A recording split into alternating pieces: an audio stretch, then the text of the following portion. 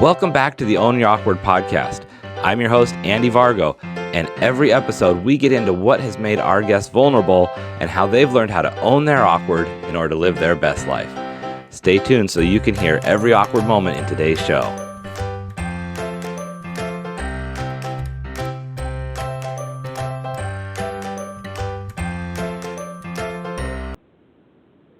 Hello, everybody. Welcome back to the Own Your Awkward podcast. I'm your host, Andy Vargo, and today we have the very amazing, very positive, and very kind Louisa Garrett. Louisa, thank you so much for joining us today. Thank you for having me. I'm excited. I'm so excited to have you here because I think I saw you on Facebook through one of Sarah Elkin's posts, and I was like, I need to know this woman from seeing your videos and this podcast is audio only, and if you guys, you have to look at the picture and see Louisa smile because that just encompasses your energy, and I love it. And if we were on video, you would see it, but picture the smile, look at the picture, and then take that into this call because that just encompasses what I see and envision when I think of you, and I love it. And so you are someone I've really wanted to have on, so thank you so much. What can you tell us about yourself so that people know who we're talking to? Sure. Thank you, Andy. I really appreciate it, and I'm glad to talk to you today. I'm Louisa. I am the founder of Make Kind Loud, and that really is as simple as it says. My mission and my goal in life for the rest of my life is to bring joy and kindness and love to the world as loudly as I possibly can. So that's me, really pretty much in a nutshell. I love it. And, that sounds like such a simple mission, but it probably is not as simple as it should be. Right. I mean, it can be overwhelming at times, a little frustrating, but you wouldn't think that you would get, a little pushback on kindness. But that's when you just have to buckle down and keep powering through, because I firmly believe that's how kindness. Mhm. And it's not about impact. It's not about affecting the entire world, right? All 7 billion of us at one time. Change happens one person at a time, one interaction at a time. And so if you take it in small bits, it's more manageable, and just keep going, because that's what we need, especially now. Right. Yeah, and that's you look at the world and you see things that are out there, and that can be so overwhelming because you think about how am I gonna survive in this world? How am I gonna live in this world? How can I impact the world? Yet I think oftentimes we forget about the experiences we have in our own community and right outside our door. And exactly. That's the place we can, and that's where we can be impactful. And if we are all creating beautiful, loving communities in pockets throughout the world, that's how the world changes.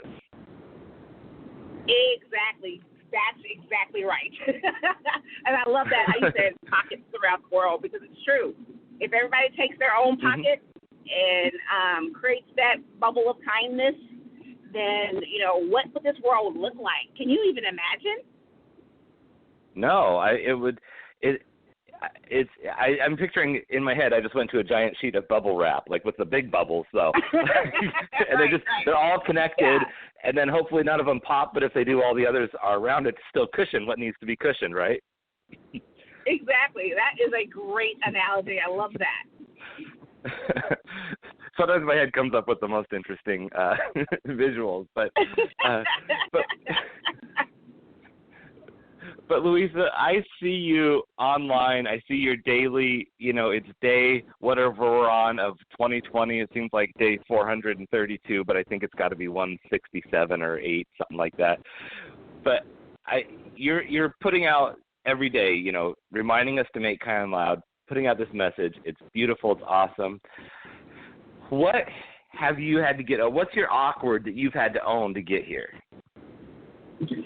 That's a great question, and I've been thinking. I was like, "Ooh, that's a good one." I'm not sure, but I know exactly what my awkward was. So before I was on my kindness journey, and I've been on this journey for about 8 or 9 years now, I was super sarcastic. Like, you could not out sarcastic me. If you had something to say, I was ready and willing to fire off at a moment's notice. I was locked and loaded with the sarcasm.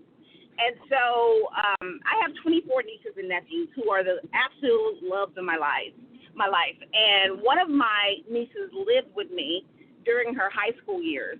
And, she was going through the typical teenage angst. So I would tell her to clean her room, to do her homework, take out the trash, stuff like that. And every single time she would say, it's not what you say, it's how you say it. And I'm thinking, listen, you little 15-year-old, you get in there and do what I tell you to do. And, this went on for a good year of her saying, it's not what you say, it's how you say it. And then fast forward another 6 months or so, somebody said something to me that was totally off the wall. Like, it was crazy. And I thought to myself, why did you say it like that? And as soon as I thought that, her little voice popped in my head and said, it's not what you say, it's how you say it. And if I'm going to be a role model for my 24 nieces and nephews, and I want them to go out there and be good humans, and I want them to impact positive change in the world, then I had to model that behavior. And so in order for me to model that behavior, I had to make a conscious decision every single day to do better and to be better and to be kinder. And it was in that moment that I decided that I was going to leave my kind mark on this world, because it's so true. It is not what you say, it's how you say it. And when you have those conversations with people and they put that mirror up to your face, then you really need to take a good look at yourself and say, well, who do you choose to be today? How are you representing yourself today? How are you going to make a change today? And in order to do that, you have to start with you first. You can't change anyone. You can impact people, but you cannot change people.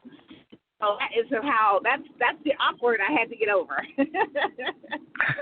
Oh, I love that. And it's interesting because I have always been a very sarcastic person. And, one of the jokes my mother raised us being with, she could teach us the meaning of snide comments, essentially. And I never realized how much that could come across wrong to other people. Like, they might not take it as joking. They might not, see the fun in it all the time. And not that, I can still be sarcastic, but now I have learned to be more aware of when that is appropriate and when it is, with a friend who we are truly joking versus in a situation where, when do you need to impact people? I think that's such a beautiful way to look at it, to think about how the message you're trying to put out to the world, how are you saying it to the world? Yeah, exactly. And so and that's just the first hurdle to get over. Like, you recognize that in yourself, and then you can make adjustments. But like I said, you're only in charge of you, right? And you can only control what you do in the world. Right. So now I wonder, when you have this aha moment, this light bulb goes off as you're having someone say something to you, and you're feeling like your 15, maybe now 16-year-old niece, who's like, why are you saying it to me like that? How did that then impact how you spoke to your niece, or did you share that with her, or was it a pride issue where you're like, oh gosh, now I know this and I can't say it? How quickly did that unfold? I don't remember talking to her directly about it in that moment, But we have had conversations about it since then. But I do remember being mindful of how I was talking to her and asking her to do things. And so she saw the change. She felt the change. So it was more so of the action of it and not the talking of it. But later, I definitely was like, you know what? She asked me, she said, why are you on this kindness journey? And I told her, it's in part because of you and how you responded when you lived with me during your high school years, and how you would always say, it's not what you say, it's how you say it. And so she knows that now, but in the moment, it was more of me doing actions to show her that, yes, I hear you, and yes, I see you. Well, and I love how you call out the difference between the action and the talking about it, because when you actually do something, that's where people see the change versus you coming back and saying, oh, I had this happen to me now, and now this is my new stance, versus just putting it into action and letting her respond better to you because you're putting the kindness out there first versus the sarcasm. Correct. And I totally agree with that.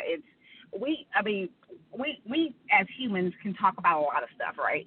We can talk the talk, but it's actually getting out there and walking it and doing it every day. So, and that was my goal, is to make sure that she knew, she felt heard, because part of the thing was that she didn't feel heard. She didn't feel like I was listening to her, and I get that. And so part of that was for me to make a change so that she felt heard. And it definitely changed the dynamics of our relationship too. So it was amazing. Yeah. So was this like, for you, do you feel like this was flipping a switch or more turning a freighter? Like, were you suddenly kind every day and never fell back to sarcasm, or were there times where you just had to really hold back and I really want to say this sarcastic thing, but I'm going to be kind? Like, how was that? Oh, my goodness. Let me tell you. So the first 2 years were hard. They were difficult because sarcasm is my default, or was my default. Sarcasm was like I said, I was locked and loaded. I was ready. I had comebacks like you wouldn't believe, right? And so it was very difficult the first couple of years because I had to take pause. I had to take pause, and I had to say to myself, ooh, do you really want to say that? Is that how you want to say this? Like, literally in my head. In the moment when I'm having conversations with people, I had to stop and think to myself, okay, you can't fire off right here. And so it was, and like I said before, it had nothing to do with anyone else but me. And I had to make that change. And no, it was not a flip of a switch. It's easier now for me because I think kindness is a muscle. The more you work it out, the easier it gets, right? The stronger it gets. And so my kindness muscle is pretty strong these days. But at the very, very beginning of my kindness journey, I was a baby. I couldn't crawl in kindness, right? And so it was just making the decision that even if you mess up, even if you said the wrong thing, that you had the opportunity the very next time to make it right. So you may have messed up in one interaction, but the very next interaction you could do better. And so I offered myself a lot of grace the first couple of years. So no, it was definitely not easy. It was definitely not something that I just woke up like, okay, I'm kind now. No. Well, but I think that's, I think it's important for people to know that, because we see you as, the make kind loud woman, and how could that be hard for you? Because I met you after this part of your journey, and right. And so I think it's important for people to know it was a conscious change, and you've worked that muscle, and it's beautiful. Thank you. Yeah, and it's not. I mean, it's something that I still work at today, and it's something like if you, for anyone, but for me especially, if it's something that you care about and you really want to put forth into the world, it's something that you have to work at every single day. And so yeah, it wasn't easy at the very beginning, but it's definitely worth it. It's definitely changed my life. It's definitely made me a kinder person, and I wouldn't change the journey at all. That's beautiful. Now, you mentioned that you get some pushback for being kind sometimes. How does that happen? Sometimes my key phrase is that's not nice. Like if I see someone who has said something, and I typically use this with my nieces and nephews because I'm around them a lot. And I have younger ones. I have older ones, but I also have younger ones. And so if I see them doing something, I'll be like, that's not nice. And that allows them to have a conversation. But what I mean by pushback on kindness is that people think kindness is fluff, that it's just something to say. It's a catchphrase. But it really is how I choose to live my life every single day. And it really can be the catalyst to the world that we want to live in. But we also have to buy into it, right? We have to buy into kindness. And I think because of so long of people thinking that it's weak and that nothing is going to come of this, and what's the point? I get a lot of that. What's the point?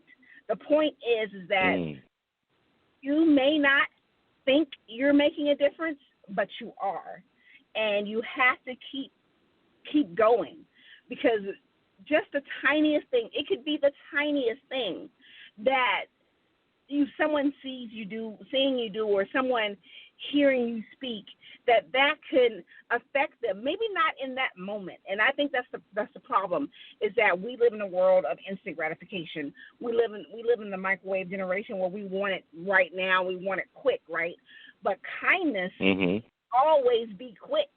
Sometimes you impact someone and they won't realize it until literally years down the road.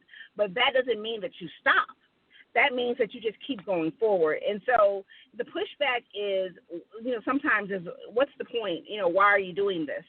And that's when you just have to have that thick skin and keep going, because no matter what, it's about how you want to live your life and what kind of impact you want to make in the world.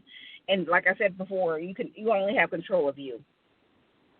Yeah, and I like how you talk about it being a microwave generation, because that really does sum up this idea of, dinner's done in 30 seconds, and what I put out into the world, I should get something back immediately. But that's not how things always work. You might not ever get something back from being kind that you know of immediately, Right. And that's okay. But, and I think it's people think it's like a give and take, right? Like, well, I've given this out, now I need to receive something. And it's not that. It's just about being your kindest self. And so, yeah. Right. But it is that it is that microwave generation attitude. Yeah, essentially you're always on pay it forward mode. You're always putting the kindness out there, and that will go somewhere else into the world through other channels and come back to you in other ways. Right, exactly. Now, we've got a lot going on in the world right now, and I just feel like we can't talk today without mentioning that. And that's got to be a hard test for kindness when there's so much that needs to be brought to attention, and it's not like I want to be careful to say it's not that things have suddenly changed. An awareness has been brought to light suddenly, or not suddenly, but been elevated quite a bit. And with all the things going on already, tensions are high, and that makes it so much more important to be kind. And how has that played out for you in your messaging, in conversations, and in what you're doing. Yeah, thank you for that. Listen, I am a deeply feeling person. I feel all the emotions. And so this has been hard. And it has been frustrating, and it has been overwhelming. And you've heard my messages every morning. It's typically, get out there, have a great day. For the last few days, it's the same message, but a different tone to it. And the tone now is we need to have those conversations. We need to stand in the gap with each other. We need to come together because we belong to each other. And so it's been hard for me because of the type of person I am. The DNA makeup of me is feeling it all, feeling the weight of the severity of what's happening in the world. I feel every ounce of it from both sides. So I get it and I understand it, but you can't stop. And it can be taxing and exhausting, but it's because in those moments where what do you do now? Do you give up? Right. Because this is what this is what you've been working for. You've been working for these hard moments. You've been exercising that kind muscle so that you can be strong during these hard moments. And we're in a difficult and hard moment right now. And everyone is not bad that we come across, right? Everyone is not out to get you. But at the same time, it's important to understand the sensitive nature of what's happening right now. It's important to understand that the frustrations that are going on right now. And so in order to go get through it, not get over it, not overcome it, not pretend like it's not happening, but we have to actually walk through the fire together, hand in hand, and say that we will not tolerate this. And that's across all boards from everyone. We all have to come together. We all have to hold hands, and we all have to walk through the fire together. And that's how we affect change. So it's been very difficult. And I am one who wants the best for everyone. I am one who believes the goodness of humanity. I believe that people are good to their core. But I also believe that hate is taught, but it can be unlearned.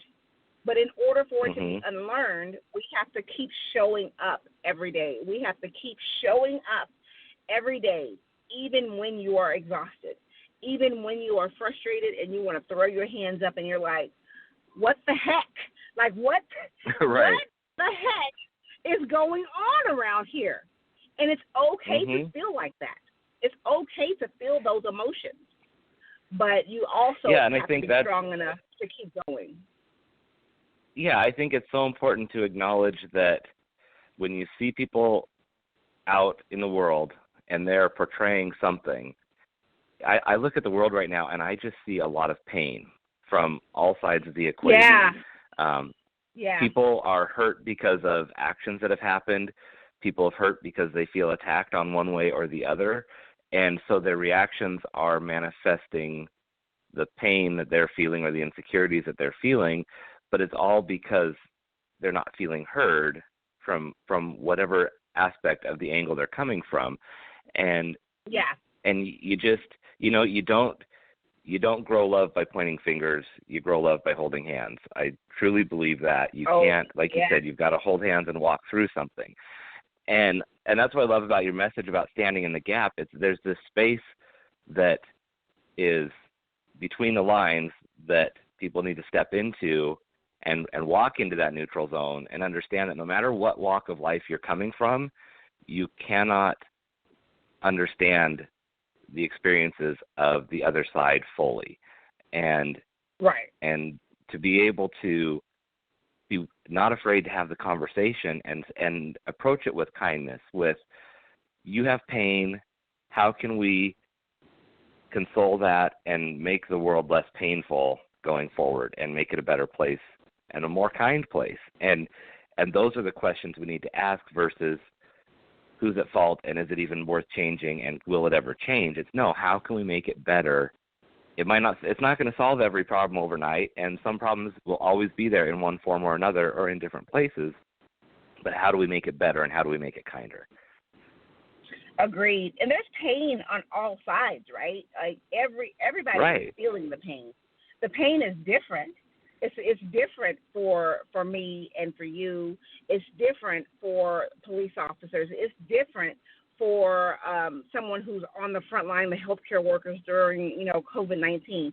The pain is different, but the pain is the same, if that makes sense. Like we are all feeling pain. And so that's why we have to come together. That's why we have to come together and be there for each other. Because if not us, then who, right? If not now, then when? Like, when can we all get together and say enough is enough on all sides? Like, everybody, the what's happened and the repercussions of what's happened, all of it is wrong, right?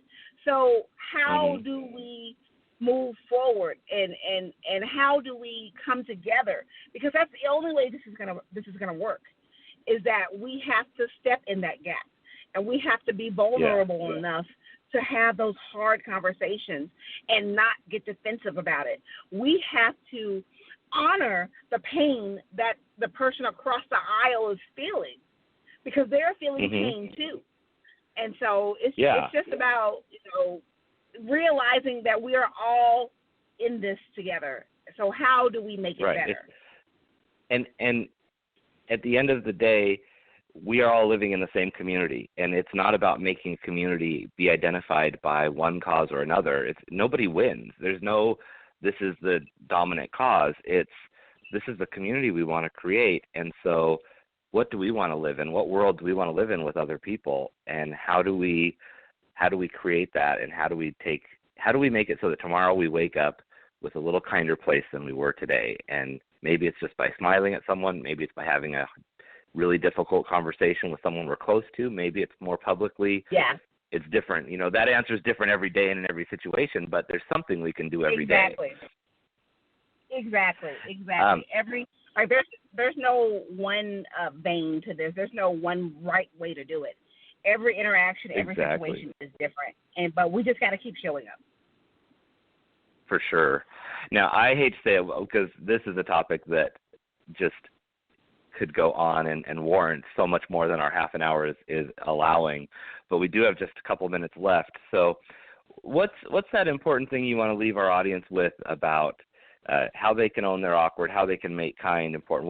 What can people do in their life, in their community right now to get in that gap or to show their kindness? Yeah, have the conversation right now. Everyone is feeling a little shaken, right? And so it's part. But the one thing that we can do is to have conversations with people, get to know people, show up in love. We're not going to fix everything right away, but we can take that step forward and get to know people on a deeper level. Because one of the things that I love is that I've read this somewhere that you can't hate something that you know more about, right? And so if you get to know a person across the aisle, get to know their story, because we all have stuff. We've all gone through something.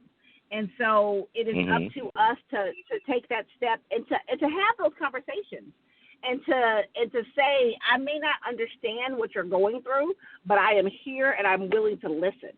And if more of us do that, then I truly, truly believe that this world, the energetic energy of the world will change. The vibrational energy of the world will change just by that simple act.